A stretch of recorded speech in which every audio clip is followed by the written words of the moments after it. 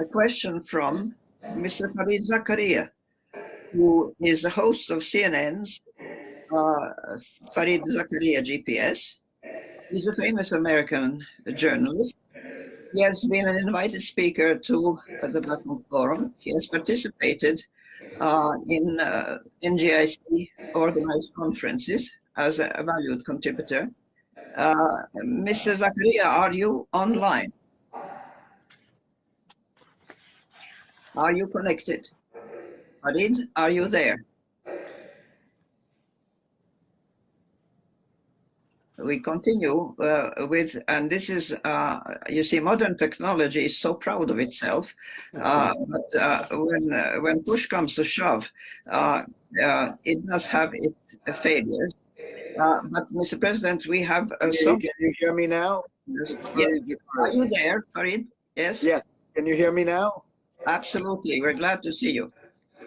Thank you so much. It's a great pleasure to be here. I miss having the opportunity to come to Baku, which is a glorious city, especially the recent developments that have taken place over the last 2 decades.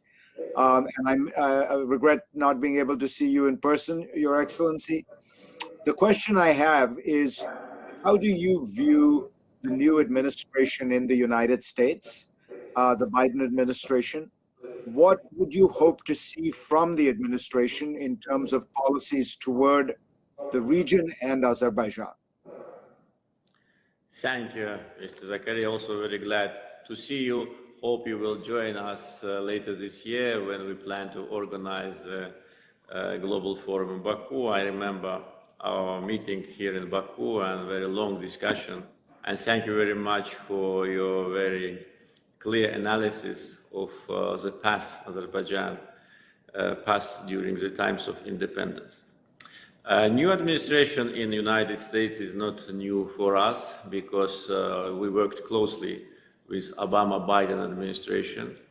And I remember my meeting with then Vice President Biden in 2016 in Washington, and very productive and good discussions on a broad range of issues of our bilateral agenda and international issues. And I remember that President Biden at that time was very well informed about the regional problematic and highly valued importance of relations between the United States and Azerbaijan. And we already had contacts. We just recently, I received a phone call from National Security Advisor to President Mr. Sullivan, and we discussed issues related to post-conflict situation in the region. At the same time, bilateral relations. We've been working closely on issues like counterterrorism, peacekeeping operations in Afghanistan. We've been from the very beginning, and we're still there. In Afghanistan, we keep our military servicemen. We even increased their number relatively recently. Important area of our cooperation is energy security. US always was very helpful in implementation of the big energy projects, and always supported Azerbaijan, whether it was oil pipeline or gas pipeline or investments of American companies.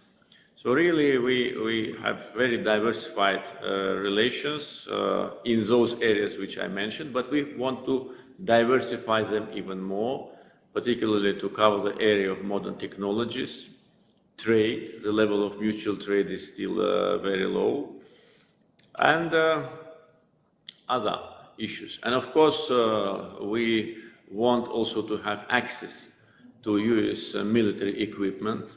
Unfortunately, we don't have access so far. That was probably related to the conflict with Armenia, but now, when conflict is over, it is resolved. I think there is no reasons why we shouldn't have cooperation in the area of defense industries with the United States. With respect to the hopes for new administration, of course, it will depend on the agenda of new administration towards our region. Our initial communications were very positive, and it gives us opportunity to make some analysis and make some outcomes of this. But it will probably need some more time before administration is fully established. And what will be their policy with respect to Southern Caucasus in the priority lists? That will mainly be the driving force of our cooperation. As you can understand, in relations between US and Azerbaijan, leading role is with US. It will be largely depending on their agenda, but we are ready to work closely as strategic partners to expand our cooperation. And I think that US can play a very important role in post-conflict development in the region.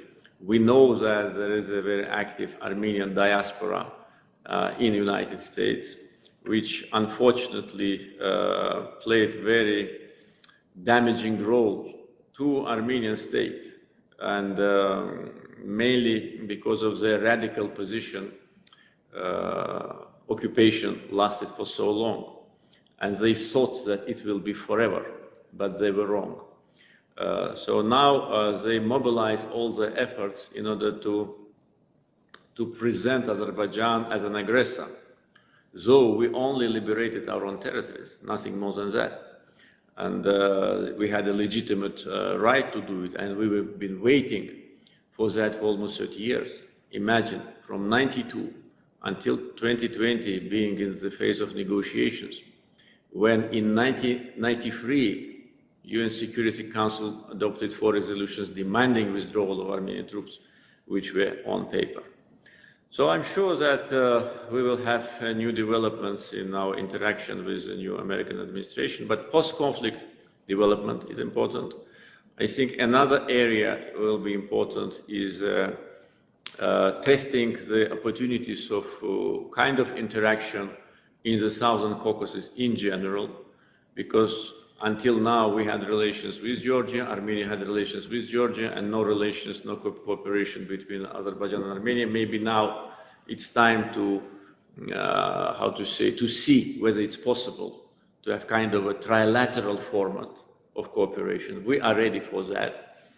But, and as I said before, we are ready to start working on peace agreement with Armenia.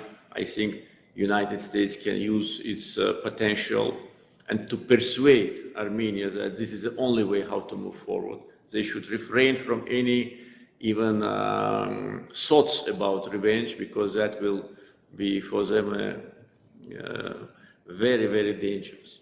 So a lot of opportunities and a lot of hopes, but we're waiting for administration to be fully established and to have more clear messages how they want to build relations with us.